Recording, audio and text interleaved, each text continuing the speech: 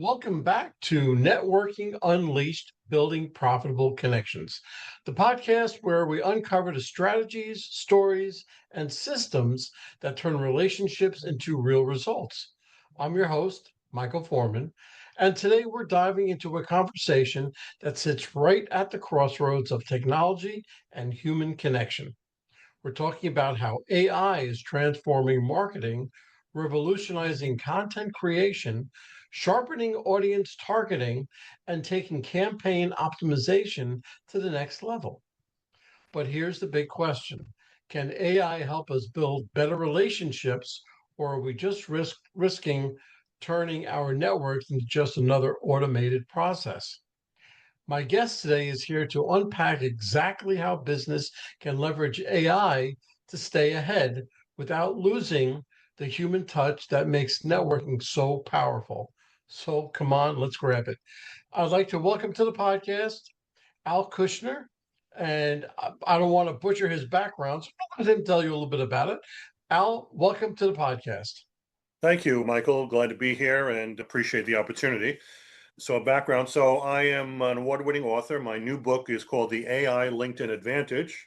Not sure if you can see it over here, but it is a resource for those who are looking to maximize their presence on LinkedIn and using AI technology to really elevate your not only a level your presence, but also to make your presence impactful on LinkedIn. And that's really what it sets it apart from other books on the marketplace. That sounds great. And really, every listener should pay close attention because one thing I promote is for business is LinkedIn. So if this is going to give them a little advantage, they should really pay attention. Okay. How is AI transforming the way businesses build and nurture professional relationships? Does it complement or compete with the human connection? Well, I believe it complements it because it's just helping you to create ideas, to structure sentences in a way that is compelling to whoever you're going to be targeting to. So if you have any information that you'd like to share, this just helps to enhance that information and provide something that will be relevant to whoever your target is. And I think it's going to make a big difference, particularly on LinkedIn. So what you're saying, so what they want to post on LinkedIn and they use AI, do you suggest that they go over what they want to say, or should they add their own little personal touch to it? Yeah, of course, AI is just a tool that you would use to help you create ideas for content. It's always good to be yourself and be authentic because that really is going to make a difference and people can see that. So if you're talking in a certain way, it should be conveyed in the information that you are trying to relay to people. So it's always important to provide information that's of value. When you're on LinkedIn, it's more about giving than taking, and that's really what my advice would be to do. Give more than you receive. Good. That's right in line what we're always talking about. In what ways can AI help marketers and networkers identify the right people faster without losing authenticity in the process? Well, I think the most important thing when it comes to LinkedIn is to have your profile optimized because the first thing is that people are going to look at is your profile. And you don't get a second chance to make a first impression, simply put. So if for example, your profile headshot is not, professional or even your background, that can really impede your ability to make quality connections. So you really need to optimize that, make sure it looks good, make sure your information, your background is informative. I'd stress a lot of bullet points because people don't have time to read long sentences and such. So you really want to be as concise as possible. Even your headline, the words that you have in there should be strategic, almost optimized. So when people are doing searches, let's say you're an SEO expert, it should be in your header itself, as well as other things that help people find you on LinkedIn. Good, good, very good. Okay, with AI driven personalization on the rise, how do we ensure we're not just automating connections, but actually building meaningful ones? Well, the important thing is that you want to establish yourself as a thought leader. In order to do that, you should create content that's going to be valued to whoever your target audience is. My example, I've created newsletters. I have about 5 different newsletters on LinkedIn. And when I send out at least once a week, people look forward to receiving that information. Okay. And what generally are those newsletters about? It depends. I have newsletters for referral partners, which are, let's say, accountants or attorneys or financial planners. And I would talk about topics that about LinkedIn and how they can make themselves more impactful, how to, for example, get referrals on LinkedIn, how to use it in a way to outreach and not become sound like salesy. So these are just examples of articles I do every week, and it really is making a difference. In addition, I also do videos as well. And videos, I take it, are more inviting than even just the newsletters. Oh, absolutely. In fact, videos are perhaps the biggest growth I've seen on the platform because the algorithm loves videos. So if your video is between 60 to 90 seconds, which is a sweet spot, that'll make a difference, particularly if you're posting in groups. And that's my next thing to talk about. Groups are definitely going to help you raise your level of awareness and also make you more connections than you can imagine. Okay. What's a practical example of how AI has helped you or your clients optimize networking related marketing campaign? I've used it to reach out to influencers on LinkedIn. A lot of times, these influencers would post at various times on LinkedIn, and I would be alerted when their post is online and reply back to them, usually in a timely fashion. Because the key thing is they may have thousands of followers. But what happens is, as soon as they post, the first few posts that are going to be on there are going to be viewed better than the ones that are down with the hundreds of other people. And when you're posting, you have to be a little bit more than just thanks for sharing, but also take the information that is posted and maybe see what ways you can add to it, add value to the influencer's post, raise questions that may not have been asked that really complement what they're doing. And you'll find that not only you'll get possibly more followers to look at your profile, but even the influencers themselves may decide to reach out to you because they find you of value for their post.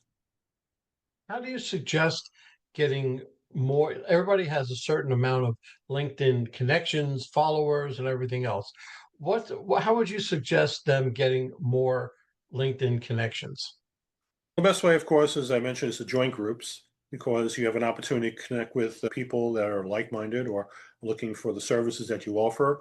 I would post videos in those groups because very few actually do post videos for the most part, and that's going to definitely raise your game and get you a lot more people reaching out to you.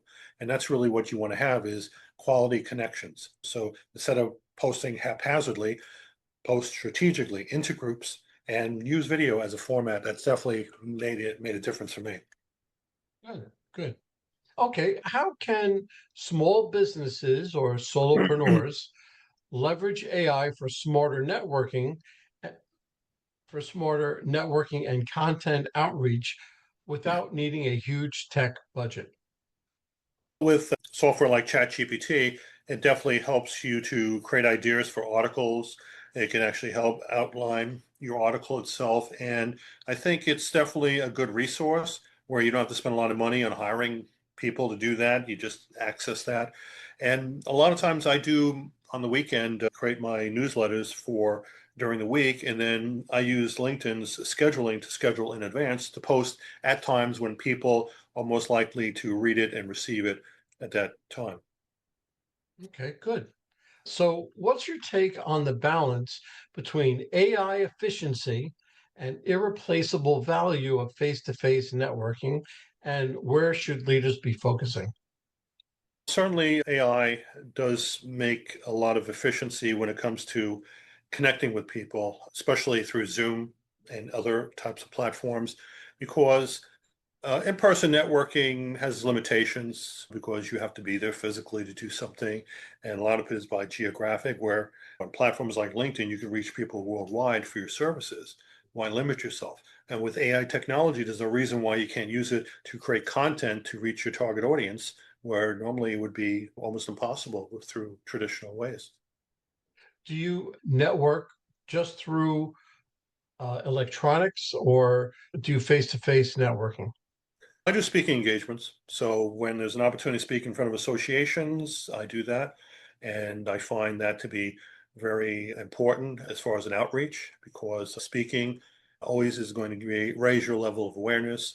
I talk about my book. I talk about topics that are relevant to the members of the association. So I think that's very vital in terms of outreach. Okay, good. Okay, well, what's your take on the balance between AI efficiency and the I asked you that question already. Okay, wait, let me go down one more.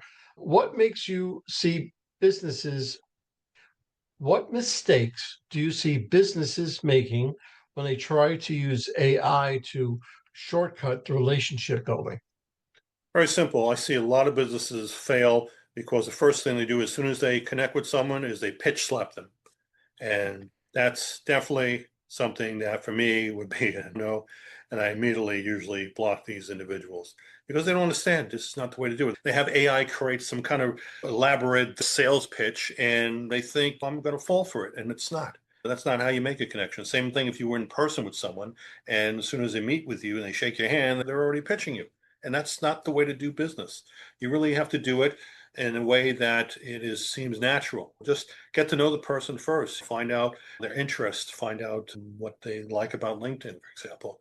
For me, a lot of times I provide an ebook to give them information that may be valuable to them, and they're usually well received by those who are interested in connecting. So, give more than you receive is the way to connect. In when I go and I speak at different conferences, or if I go into a company, do a workshop, I always suggest going to a networking event with a servant's heart. Okay, so that is so that you're always giving and not receiving. If you go in, as you said, give a pitch automatically, you're going to turn everybody off. But if you go in, and I use something called FORM, family, occupation, recreation, and a message, that usually puts the other person at ease. So you have them talk about themselves, have them talk about their family, their what they really like to do, and that what that does, that lowers that wall between the two of you, but it raises the trust value. And that's what really makes it. So in networking, know you trust you, they'll do business with you. So that's all part of the same thing. Okay. How can AI professionals stay top of mind with their network in a way that feels personal, not robotic? I use, for example, newsletters and I reach out to people and I be as authentic as I can. And the information I provide, being on a regular basis, weekly, is ideal because it's always about being on top of mind, which is what you want to do. Create videos of value. So I post videos into various groups that I'm a part of and it gets well received. So it's a combination of things that you can do for any type of outreach is to be on top of mind. So create content, provide value, and also comment on influencers that are in your field that also help raise awareness, give things of value to whoever they're posting. And it's something that will help to move the needle, I would say. Very good. Okay, what's one emerging AI tool or trend that you think will completely reshape how we approach networking and marketing in the next 12 months? Certainly, I would say videos are on the rise and a lot of opportunity there is available.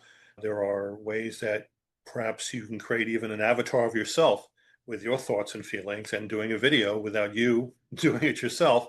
I think that would be tremendous because a lot of the information that you have, again, you can't be in two places at once, but with this technology, you probably can. And that would be a game changer, I think. I think you're right. I think you're probably right. I'm listening to you and really how successful you've become. But can you give us one mistake that you've made, a really big mistake, and how you overcame it? I think procrastination has always been following me most of my life and not really being more reactive than proactive in responding to decisions like writing a book, for example, was something I was debating and whether I should do it or not. And I decided that a year ago, this is the opportunity to do it. If I don't take advantage now, the competition will. And sure enough, I decided to move forward with this. And I was really impressed by the work that I've done. It really gave me an ability to become a thought leader and something that I don't regret. But for me, it was always procrastination because I said, "Oh, I'll put it off to tomorrow," and that never works. And you won't succeed unless you really just take the chance and go for it. Good. Okay, so let's bring this podcast full circle. And if you had to give one piece of advice to someone who wants to use AI to enhance, not replace, their networking efforts, what would it be? I would say that try to get information on the services or products that you're looking to do, investigate that. I would say not to wait until it happens. You got to embrace technology while it's coming because it's always changing. And you'll find that if you use it the right way, it'll be most effective and it will help your business grow exponentially. Very good. Yes, that's exactly right. Listen, I'm so glad that I had you on the podcast. You opened my eyes, at least up to AI, and I hope everybody listening would then also have their eyes opened up and buy your book. But how would somebody get hold of you if they wanted to ask you a question or have you coach them or anything else like that? How can they do it? You can go to my website, linkedvantage.com, and you can also access a lot of resources I have available. I have a free ebook for optimizing a profile. It's also available on the website as a download. You can connect with me on LinkedIn. I'm open to anyone who wants to connect with me, which is fine. Just remember, when you reach out to me, don't pitch slap me because I will definitely block you. Other than that, I'm happy to connect with anyone and looking forward to helping those out there who need this resource. Great, Val. I really appreciate you coming on the podcast, and I hope to speak with you soon. Thank you. Thanks for the opportunity, Michael. Have a good one. Well, hold on, folks. Don't go anywhere. Let's hear from our sponsors. David Neal, co founder, Revved Up Kids. Revved Up Kids is on a mission to protect children and teens from sexual abuse, exploitation, and trafficking. They provide prevention training programs for children, teens, and adults. To learn more, go to revvedupkids.org. Henry Kaplan, Century 21. When it comes to making the biggest financial decision of your life, leave it in the hands of a proven professional, Henry Kaplan. Henry is a global real estate agent with Century 21, celebrating his 41st year in business. No matter where you're moving, Henry has the right connections for you. You can contact Henry at 561 427 4888. A huge thank you to our guest for sharing such incredible insights today. And of course, a big shout out to you, our amazing listeners, for tuning in and spending your time with us. If you're interested in my digital courses, being coached, or having me come and talk to your company, just go to Michael and fill out the request form. Remember, networking isn't about being perfect, it's about being present. So take what you've learned today, get out there, and make some meaningful connections. If you've enjoyed this episode, please don't forget to subscribe, leave us a review, and share it with someone who could use a little networking inspiration. Let's keep the conversation going. You can find me on Apple, Spotify, Pandora, YouTube, or my website, forman.com/podcasts.